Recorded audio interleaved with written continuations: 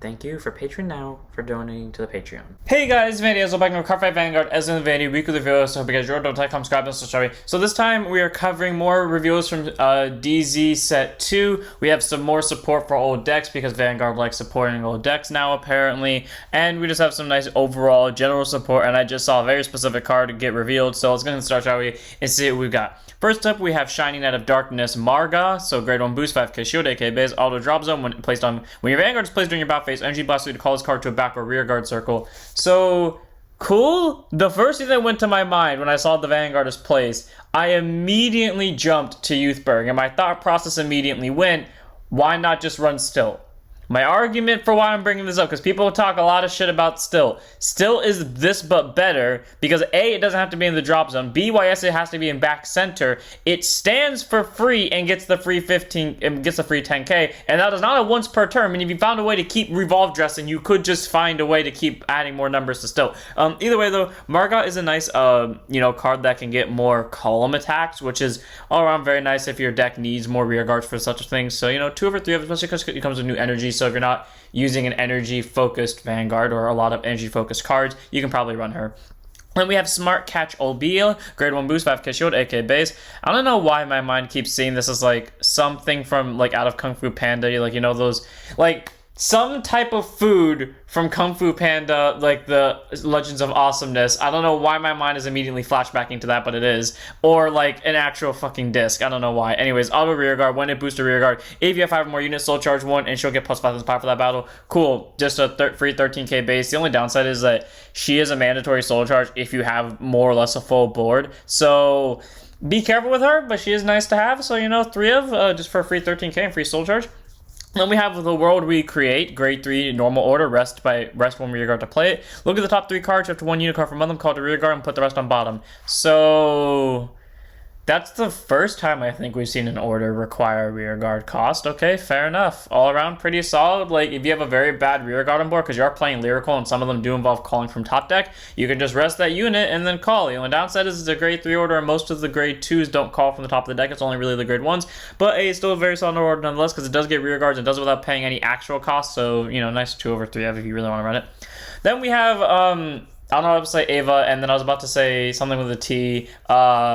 What's it called? I'm blanking on every name that it actually is. I know what it is called. God dang it. The magazine deck. I'm not going to figure it out, but magazines. Grade 3, 200%, 13k base, pure gold thread, Elspeth. Auto rear guard, and at the start of your battle phase, if you played a magazine order this turn, put it to soul, draw a card, choose one of your grade 2 or grade less units against plus some power for the turn. So I'm pretty solid. Magazine does have a restanding grade 2 named Arch, I think her name is. She's Blue Frontier something, but anyways, cool. It's a way to increase the soul. It's a way to increase hand cards, and it gives that restander a free 5k. All around pretty solid. She's a nice grade 3, and she opens up the board really well. So, 3 over 4. Actually, no, 4 straight up a magazine. She's great. Then we have plenty of research Norma. So grade 1, grade 2 instead of 5k. She'll 10k base. Auto rear guard when she's placed. Counter boss 1 search for 1 magazine card reveal. Put it to hand, shuffle your deck. So if the ride line searching magazines and the grade 3 searching magazines wasn't enough for you, Norma auto searches it just by being placed. By deck, rear guard, hand, doesn't matter. Contains rear guard. If you play the magazine this turn, she'll get boost. So not only can she search for a magazine, your deck's win con, but she also just casually has boost. Norma's a 4 of, and I don't think I need to tell you why, because also the magazine deck only uses up 1 CB, and outside of Norma. And remember, the magazine itself, or at least the original one, has a countercharge effect. So just making that point clear to you that we are getting a basically free searcher. Then we have today's self-free Fred Dias, grade 1 boost, 5k shield, AK base. Of course, we get 1 of each grade because magazines wants multiple grades on board. Anyways, her skill continues in deck if your Vanguard is a Kyoka.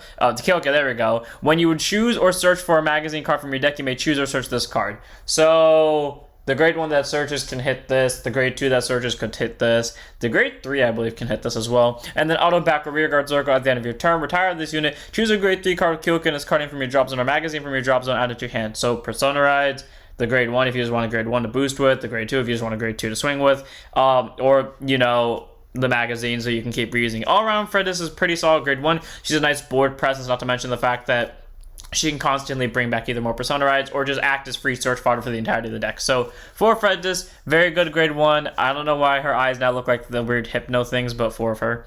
Then we have a bunch of cards that all have the exact same skill, only differing in name and nations.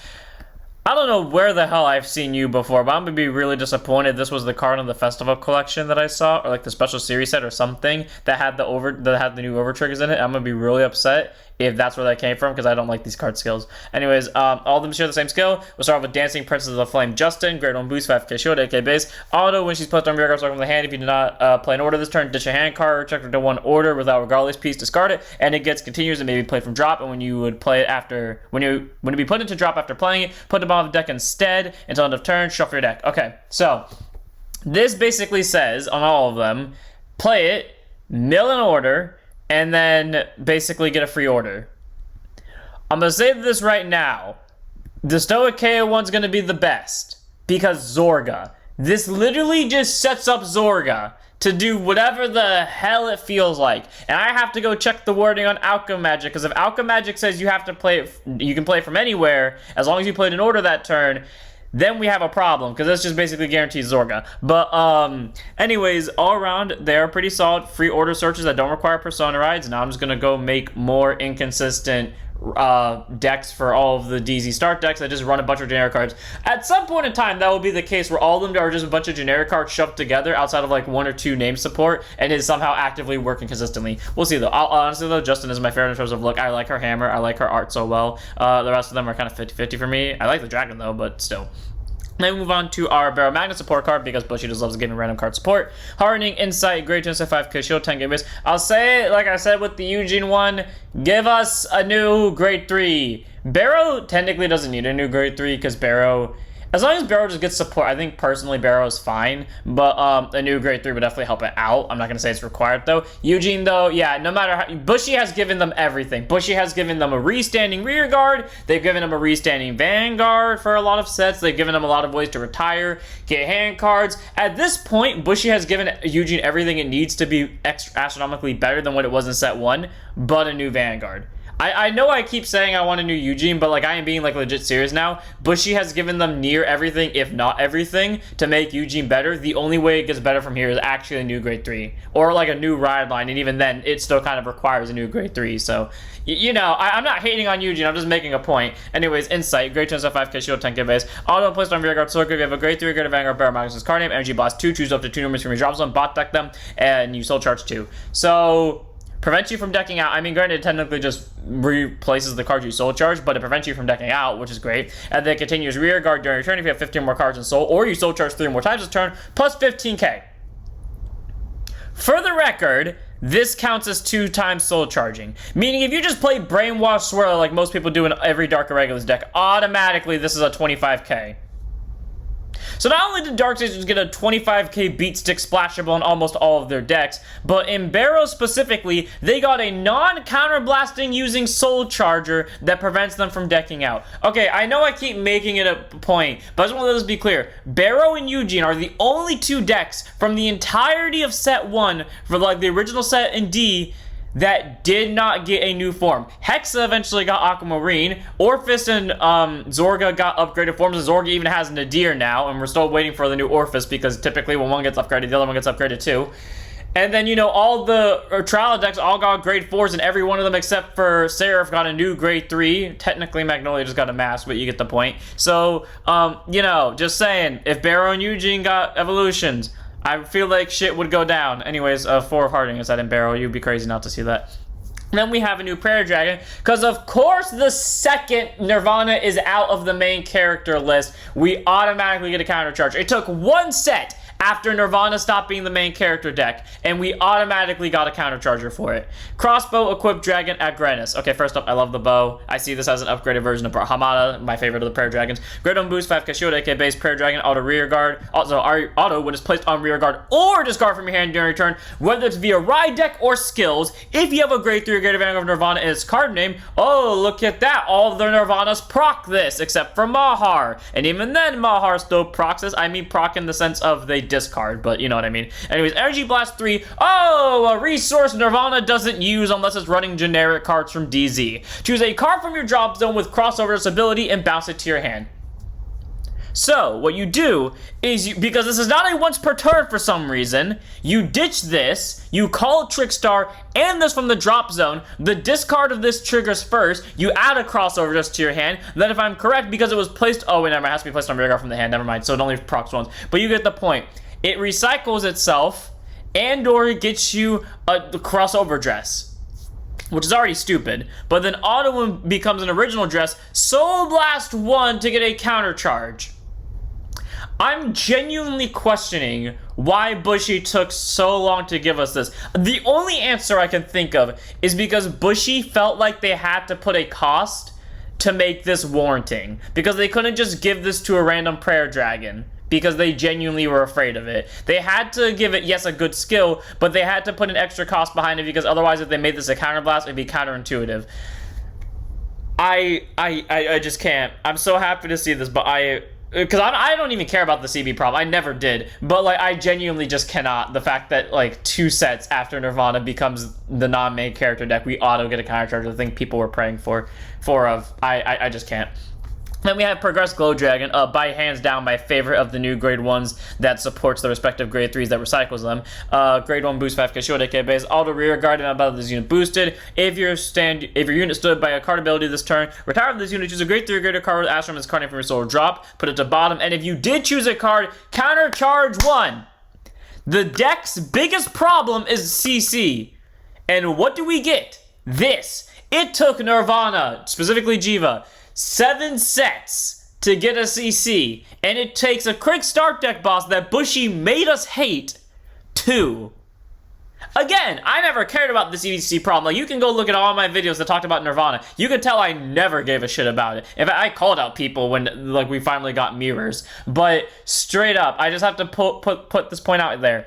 7 sets to get 2. Take that as you will. 4 of. And now we move on to our final reviews for today. First up, we have our grade 1s for Dark Irregulars and Angel Feather respectively, being our Heal Trigger / G-Guard Drop Fodder, so Winged Blade Harmonial, and Malevolent Flammable, So both of them have the continuous skill. When discarded from the hand, they can be discarded as the cost of a heal for G-Guardians, and then auto put on Guard Circle for both of them. For the Angel Feather one, you move a Heal Trigger from your hand to drop zone, and she'll get plus 5,000 power to the battle for each face of card in your damage zone, and then if you, if the number of cards in your damage zone is more than equal to your opponent's, Crown Boss 1 and use one of your Vanguards, you get plus 5k for the turn. All are pretty solid because a lot of the time Angel Feather will have a lot of freebie face-up damage because of their skills, especially with rescue checks, so you'll be able to get a lot of shield out of this one. And not to mention the fact that being able to give the Vanguard an extra 5k on top of, like, say for example, you're playing Gavriel and have damage checks activate during your opponent's turn, it's going to be pretty solid. And then Flammable over here, by removing a heal trigger from your hand or drop zone, gets plus 20,000 shield for the battle just straight up, which is busted. I mean, this can get more, because technically speaking, if you have a full-on 5 damage, 25k shield, but this just is a free 20 regardless. And then if you have 10 or more cards in your damage zone, Crown Boss, or in your soul, Crown Boss 1, choose your Vanguards, plus 5,000 power for that turn. The only reason why this one is worse is because, like, Dark Irregulars might just eat up all your counter blast. But honest to God, considering the fact that it's just a free 20 just by doing the skill, I don't think it's going to be that much of a problem. Either way, they are both very solid cards, and I cannot wait to test them out in their respective decks. Then we have our last reveals for D. First up, we start off with Galactic B Hero Abel Martz. So grade 2 instead of 5k shield, 10k base, continues rear guard. If your order zone has 2 or more bases in it, it gets plus 5,000 power, active on both players' turn, which is pretty solid, because Dinos can also give it an extra 5,000 power, meaning during both players' turns is a 20k, which is nice. And then auto rear guard, when it attacks into a Vanguard, by energy blasting 3, choose any number of your bases from your order zone and stand them, and then you soul charge 1 for each one stood. All around pretty solid, because one of the challenging things with bases is figuring out if you want to use them to call to rear guard or use them to call to guard circle. So being able to use them to call to rear guard and then stand them for literally no CB or soul blast, so it doesn't interfere with your other costs, and then get to soul charge for each one, so you can therefore guard with them, is all around pretty solid. Abel is a very good grade 2. I like him a lot. I don't know how I'm gonna fit him into my deck, but I'm gonna try to make it a 4 of.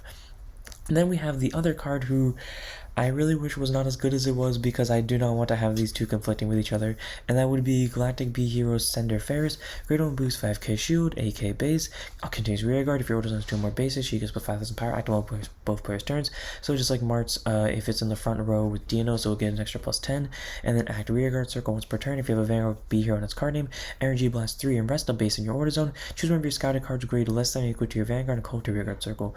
All around pretty solid, because it gets you more rear guards. It doesn't have to discard one for the bases, so if you have a really good hand, you don't have to discard anything to get a rear guard, which is all around pretty solid, and she can work without needing to be on Diagnose. Same with Able Marts over here, which is all around pretty solid, which means if they ever print an additional Galactic B Hero main grade 3, these two are flexible. I mean, so are the rest of them, but this is pretty solid. So I'm trying to make both these a 4 of. I don't know what I can do with that, but I'm at least going to value her as a 4 of, because typically my main problem with the bases is having to discard a card. So if she makes me not have to discard one, that's great.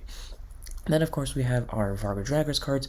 First up, we have Stealth Fiend, Bead Road Crow. Grade 2 5k shield, 10k base. Auto retire from the rear guard circle by the ability of your grade 3 or greater Vanguard Varga and its card name. Choose opponent's rear guard, kill it. All pretty solid because Varga kills front row, meaning this is just a free swing, and then when you kill it, you can kill your opponent's back or rear guard, making it a lot harder for them to make a comeback for that turn. Not an amazing card, but if you have the space for it, it's a nice 3 of. And then, of course, we have Battle Monk of Raging Flames, Rokusei. So, grade 1 boost, 5k shield, 8k base. Auto puts on rear guard circle. If you have a grade 3 or greater Vanguard Varga his card name, your opponent cannot intercept until turn. I expected there was some cost tied to that. The fact that that's just a free F intercepts is pretty great, because the one downside to Varga's ability is because it's an on-attack effect. That means your opponent can just intercept before you swing with it, but yeah, cool. Just on intercepts for free just by being placed. And then auto rear guard when any player's rear guard is retired from, if any player's units retire from rear guard circle in the same column as it during your turn. If you have a grade 3 or greater Vanguard Varga his card name, retire this unit to draw a card. Works during battle phase, works during main phase, works during end phase.